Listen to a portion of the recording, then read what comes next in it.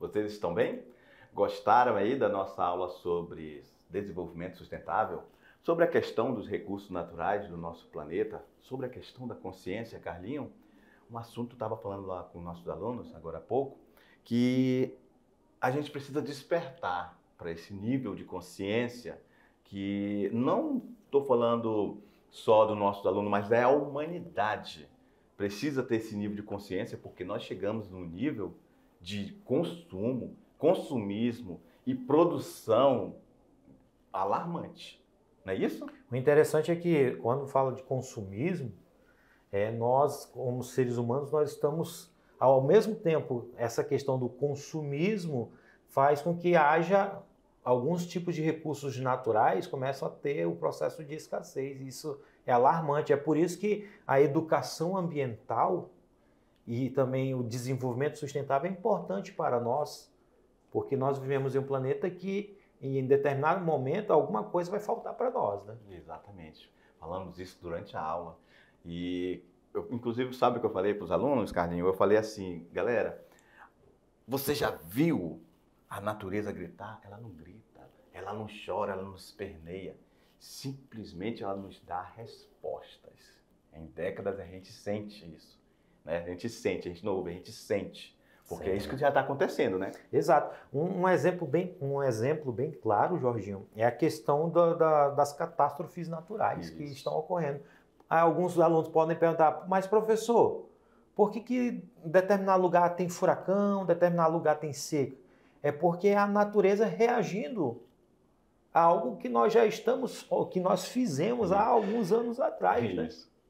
Então, isso é interessante porque o nosso planeta, apesar de ser um planeta dentro do nosso sistema solar que tem vida ou que dá a oportunidade de termos seres vivos, mas é um planeta que precisa ser cuidado com seus aspectos naturais para que a gente possa também usufruir.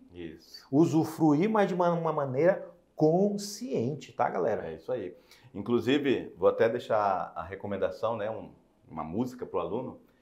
Roberto Carlos tem uma música, tem várias músicas que falam de meio ambiente, né? O progresso, né? Ele fala bem assim, Carlinhos. Não sou contra o progresso, mas apelo para o bom senso. Um erro não conserta o outro. Isso que eu penso. Ótimo, top, olha né? aí, top. Então, uma dica de música, procure aí na sua playlist de música, no YouTube, né? Ouça essa música, porque é uma música de consciência. De consciência ecológica, consciência ou desenvolvimento chamado desenvolvimento sustentável, desenvolvimento no qual a gente tem que, ao mesmo tempo, crescer, mas de uma forma que consigamos manter um equilíbrio. Isso, né? Perfeito. E já começou o nosso resumo, né? Já começou o nosso resumo. Vamos lá no quadro, meu diretor? Já começou. Então, a gente falou, Carlinhos, sobre a questão do desenvolvimento sustentável, que a gente precisa ter essa consciência de que a gente tem que não ser consumista. Consumidor, sim. Consumo a gente sempre vai ter, né, Carlinhos? Sim. Mas a gente tem que fazer isso de uma forma consciente, né? Um detalhe interessante sobre essa questão de desenvolvimento sustentável, nós tivemos, há praticamente muitos anos, nós temos as chamadas conferências mundiais, né, de desenvolvimento, da ecologia, desenvolvimento sustentável. Se fala muito dessa palavra desenvolvimento sustentável, que é justamente reconhecer que os recursos naturais são finitos. Isso, perfeito. Falamos disso na aula também. Outro detalhe importante... Até que você estava assistindo a minha aula, mas Carlinhos. não é? Você é muito precioso, Carlinhos. Mas um outro detalhe interessante, quando a gente fala essa questão de um desenvolvimento sustentável, não é parar de produzir. Não é isso. Não é parar de produzir, é ter uma maneira consciente e ecológica. Perfeito. E a gente, para atingir esse desenvolvimento sustentável, Carlinhos, vamos começar a rabiscar, né? A gente precisa reconhecer que os recursos naturais são finitos. E a gente precisa traçar um novo modelo de desenvolvimento econômico, não para nós aqui do Brasil, mas para o mundo, né? Para a humanidade. E a gente tem que usar os bens naturais, os recursos naturais, com critério e planejamento. Aí eu até citei novamente, né, Carlinhos, que na aula passada Eu falei que quando eu lavo roupa, né, eu aproveito a água. Exato. É isso? Lembro desse exemplo. Eu lembro desse Pois exemplo. é, eu falei novamente, né? Porque aí é um exemplo de consciência, né? Consciência Porque, ecológica. cara, aquela água já quase limpa vai pro ralo. Eu pego e guardo tudo lá na pia, no tanque, e encho e depois vou passar pano na casa. Outro fato interessante, um exemplo bem claro é a questão do nosso lixo, né, Jorginho? Isso. O nosso lixo, hoje, acredito que os nossos alunos eles já tenham essa consciência ecológica de saber dividir os tipos de lixo que são produzidos dentro da residência deles, da nossa residência. Porque essa questão da reciclagem não é uma questão atual, é uma questão que já foi discutida há anos atrás, mas que trouxeram para a sociedade porque descobriram que alguns elementos naturais vão ter ou começaram a entrar em processo de escassez. E aí a questão do lixo vem, essa questão da separação do lixo, né, da reciclagem, vem justamente para tentar equilibrar, né, determinados recursos naturais para que não entre em processo de escassez ou que suma do mapa, podemos dizer assim, Isso. e cause prejuízo, né, a nós, seres humanos. Beleza. Vamos lá no quadro, meu diretor? Então a gente falou também sobre a questão do consumo de água no mundo e que 70% dessa água é utilizada pela agropecuária, Carlinhos. Olha só, a indústria 22% e o uso doméstico 8%. Então a grande produtividade da indústria consome muita água, não é isso? Exato. E eu lembro que a gente falou numa das nossas aulas sobre a questão da utilização, sobre a água, né? Uhum. E que a gente só tem 3% de água potável. Isso também, citei sobre isso, relembrando o aluno. Aí nós falamos também, Carlinhos, da aula, que isso aqui é um reflexo do que já foi feito um dia pelo ser humano, né? Então, esse rio aqui, ó, ele está nesse nível aqui, porque teve um impacto ambiental de décadas de devastação ao longo desse rio. Aqui na nossa região, Jorginho, eu não sei se os nossos alunos vão lembrar, mas o ano de 2023 foi o ano que nós tivemos uma crise hídrica, né? Uma crise onde a boa parte dos rios amazônicos secaram praticamente, ou o volume de água diminuiu drasticamente por causa de questão ambiental. Carlinhos, nós falamos também durante a aula que a distribuição ela é desproporcional de água no Brasil. Olha só, lá no Nordeste tem 27% da população do Brasil, só que a água disponível, de toda a água do Brasil, lá só tem 3%. O Sudeste tem quase 42% da população brasileira e lá disponível de água só 6%. Olha só como é desproporcional. O Norte só tem 8,5% da população do Brasil. E a água disponível, 68% de toda a água do Brasil está na Amazônia. Obviamente que também eu falei para o querido aluno que nós estamos na maior bacia hidrográfica do planeta Terra. Certinho. Isso, ainda vou voltar, a gente vai falar novamente com ele. E eu falei durante a aula, Carlinhos, que eles não podem esquecer que nós estarmos na maior bacia hidrográfica do mundo não quer dizer que a gente não vai ter problema. Inclusive, eu falei para o aluno que ele vive numa região, na Amazônia, ele está na zona rural que ele viu, muitos deles já viram garapé secar. Sim. Não é isso? Porque devastou ali nos mananciais, no olho d'água ali, na nascente. Exato. É o que eu acabei de citar o exemplo, né? No ano passado, 2023, a região amazônica foi assolada por uma grande seca. Isso é preocupante, né? Ninguém imaginava que o rio Amazonas, considerado o maior rio do mundo, tivesse em algumas áreas praticamente secado, né, por causa dessa questão ambiental. Beleza. Vamos lá no quadro, meu diretor. Então a gente viu aí que a gente tem também uma série histórica de desmatamentos. Olha só, Carlinhos, como é preocupante que tenha aumentado isso novamente no Brasil. Ó. Então isso realmente é preocupante, porque o aluno tem que entender, que eu falei também durante a aula, que nós temos já muitos espaços vazios. O que o poder público poderia fazer era gerenciar esses espaços que estão ociosos, para não precisar devastar a floresta nativa, né? Perfeito. Beleza? Perfeito. E eles têm uma tarefa aí agora? Tem uma tarefa fácil para fazer e eu acredito que os nossos alunos vão conseguir resolver todas essas questões. Faz aí, daqui a pouco a gente volta. Já. Tchau.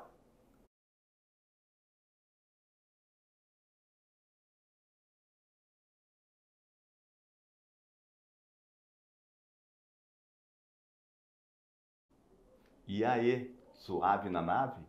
tudo tranquilão, só na manha do jabuti? Claro, né, Carlinhos? Com certeza. O nível de entendimento que nossos alunos têm, essa tarefa aí foi mamão com açúcar, beleza? Então vamos lá no quadro, meu diretor, vamos ver se todos os nossos queridos alunos acertaram. A questão número 1. A disponibilidade de água no Brasil é elevada se comparada de outras regiões do mundo. No entanto, quando se considera o potencial hídrico no território e a distribuição da população brasileira por regiões, notam-se, letra A distribuição desigual do recurso e a possibilidade de escassez hídrica. Letra B, a homogeneidade da matriz energética nacional e o predomínio de assentamentos litorâneos. Letra C, a transposição do recurso e a criação artificial de demandas. Letra D, a valorização de áreas bem abastecidas e os fluxos migratórios de transumância. E a letra E, a perda do recurso por mau uso e o desequilíbrio da ocupação das bacias hidrográficas. Eu lembro que essa questão a gente trabalhou no gráfico, né? Sobre a distribuição da água, galera. E aí o aluno esperto da mediação tecnológica, ele vai entender que, apesar de nós termos algumas áreas que têm uma boa distribuição de água, como é o caso da região norte, nós vamos ter em algumas áreas uma má distribuição, ou seja, algumas áreas quase não têm um recurso hídrico para abastecer a população. Portanto, o nosso aluno inteligente, ele vai marcar qual alternativa? É claro que ele marcou a alternativa A distribuição do recurso e a possibilidade de escassez hídrica, como nós citamos na aula, o professor Jorge explicou para vocês e citou o exemplo da região de São Paulo, né, que passou por uma escassez hídrica há um tempo atrás. Beleza, galera? Vamos para a próxima? Uma questão do Enem, importante, tá? Vamos lá, questão número 2. Assinale a alternativa que melhor retrata a ideia transmitida no cartoon de Scott Williams, traduzido para o português. Aí vocês têm aí países desenvolvidos, né? Aqui o título da charge, né? Países desenvolvidos. E aí ele tem uma pessoa falando assim, ó: ei, amigo, precisamos dessa árvore para nos proteger do efeito estufa. E aí você tem aqui outra imagem, né, de uma pessoa e o outro no carro, né, soltando aí alguma coisa, né, Jorginho, nessa imagem interessante, né? Isso. Mas, e aí observando bem essa charge, vamos ver o que a questão pedia. Letra A. Interessante, né, Carlinhos, que tu já fez análise para o aluno, né? Então já ficou mais mamão com açúcar, né? A consciência ambiental cresceu bastante nas últimas décadas, especialmente nos países subdesenvolvidos, em função dos perigos ocasionados pelo efeito estufa. B. Os países desenvolvidos culpam os países subdesenvolvidos pelo desmatamento e os problemas ambientais e negligenciam os danos ocasionados pelo seu elevado padrão de vida. C. O automóvel particular é o grande culpado pelo desmatamento que ocorre nas florestas tropicais. D. A falta de consciência, vocês já viram, né? Deixa aí, pronto. A falta de consciência ambiental nos países subdesenvolvidos leva ao desmatamento ocasionado por população pobres e famintas. Tanto os países, e letra E, tanto os países desenvolvidos quanto os subdesenvolvidos têm a mesma percepção. Não tem. Isso aqui já está errado. Não vamos nem discutir o restante. A falta de consciência ambiental nos países subdesenvolvidos leva ao desmatamento ocasionado, olha só, botando culpa nos pobres. Então, ó, a letra B, os países desenvolvidos culpam os países subdesenvolvidos pelo desmatamento e os problemas ambientais e negligenciam os danos ocasionados pelo seu elevado padrão de vida. Ela é uma questão que diretamente passa na mídia, né? Isso. Sobre alguns países fazer com que o Brasil assine alguns protocolos, né, ambientais. Questão número 3. Ao final do milênio tem se registrado problemas ambientais de tal ordem que a humanidade começa a questionar o comprometimento da vida no planeta nos próximos séculos. Países do norte e do sul concordam quanto à estratégia do desenvolvimento sustentável, ainda que discordem sobre a responsabilidade de cada parte na degradação do meio ambiente. A estratégia do desenvolvimento sustentável é inspirada pela ideia de que, letra A, o norte sustentará o desenvolvimento do sul. Letra B, o norte sustentará a preservação ambiental do sul. Letra C, Norte e Sul sustentarão seus próprios desenvolvimentos? Letra D, o Sul admite que só haverá desenvolvimento se houver comprometimento ambiental? E letra E, o Norte e Sul precisam sustentar seus desenvolvimentos sem comprometer as gerações futuras, galera. E aí? Carlinhos, nós paramos agora um pouquinho para falar para o aluno, né? Porque de repente ele ainda não está contextualizado do que se trata o Norte e o Sul, né? Sim. A gente não está falando não necessariamente de posição geográfica. Quando questões trouxerem a questão Norte e Sul, entenda que o Norte é a parte do mundo desenvolvido. Maiores padrões de vida, maior consumo dos recursos naturais. Lembrando que quando a gente estiver fazendo alguma questão sobre Norte e Sul, não é a linha do Equador não, tá, galera? Nessa questão de economia, leva-se em consideração, não é a linha do Equador, é uma linha sinuosa, tá? Que vai mostrar quais são os países ricos e quais são os países pobres, ou chamados de desenvolvidos e subdesenvolvidos. Isso. Exatamente. Então, quando você vê, gosta da questão aqui, Norte e Sul, em questão polêmica, ambiental, recursos naturais, guerra, alguma coisa assim, está falando de país desenvolvido do Norte e país do Sul subdesenvolvido. Ponto. Ok? Vamos lá na questão. Pode marcar já, Carlinho, que ele já... E aí o aluno vai marcar a letra E, galera. Isso. Que é justamente que tanto o Norte quanto o Sul precisam sustentar os seus desenvolvimentos sem comprometer as gerações futuras. Questão número 4. As cidades, normalmente, são as mais afetadas por inundações, enchentes e deslizamentos. Muito embora as inundações sejam fenômenos naturais, as mudanças as mudanças nas formas de uso e ocupação nas cidades incrementam esses fenômenos, que se tornam potencialmente mais perigosos. Caracterizam exemplos de intervenção nas cidades que potencializam os fenômenos naturais de inundação. A. Construção de piscinões e ocupação de mananciais. B. A impermeabilização do solo e o desassoreamento dos rios. C. A dragagem dos rios e a remoção da mata ciliar. D. A interferência no curso d'água e o descarte irregular de lixo. E letra E. A adoção de barragens e o emprego de cisternas nos imóveis. O nosso aluno aí vai marcar a letra D, que é a interferência nos cursos de água e o descarte irregular do lixo. Interessante sobre essa interferência de cursos de água, a gente tem um exemplo da cidade de São Paulo sobre o rio Tietê. Isso. Que é um dos rios considerados mais poluídos do mundo, que corta a cidade e que tem a interferência da cidade nesse curso de água. Cai esgoto, cai lixo, né? E a questão de descarte do lixo é os lixões, né? Esgoto industrial, né? Os lixões. Questão número 5. As piranhas são peixes carnívoros, capazes de devorar um boi, um homem, em alguns minutos. Os jacarés alimentam-se de piranhas e conservam o equilíbrio natural. Com a moda de usar sapatos e bolsas feitas com couro de jacaré, houve uma caçada muito grande a esses animais, que chegaram a quase a desaparecer.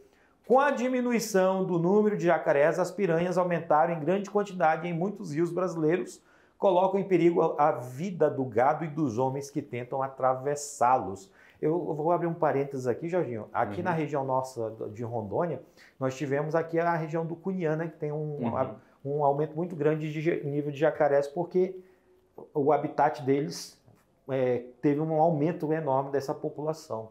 E aí vamos lá para a questão. Reflita e disserte sobre a interferência humana no equilíbrio natural. Com o que o aluno iria escrever aí nessa resposta? Então, né, Carlinhos, aí a gente tem que entender que o aluno, nesse momento, não tem assim o que é certo ou errado. Mas isso que a gente colocou ali é um norte. Né? Se tiver dentro desse padrão, vai estar tudo de boa, tranquilão. Certinho. Vamos lá, meu diretor, vamos lá no quadro. Então a gente quer que esteja alguma coisa nesse sentido. Ó. Pode-se observar que a interferência do homem no meio natural causa desequilíbrio ambiental. E drásticas alterações nos ecossistemas. O exemplo ilustrado na questão é fundamental para se compreender que a interferência humana no equilíbrio natural tem de acontecer de maneira responsável. Alerta-se também sobre o consumismo, que, em resumo, é a principal causa desse desequilíbrio, pois a natureza não é vista como meio de vida, mas sim como fonte de lucro. Perfeito. Então, o nosso aluno inteligente entendeu a questão do consumismo, do consumo e também da questão do desenvolvimento sustentável. Beleza, galera? Era o que tínhamos para o momento, galera. Tchau, até a próxima. Tchau, até a próxima.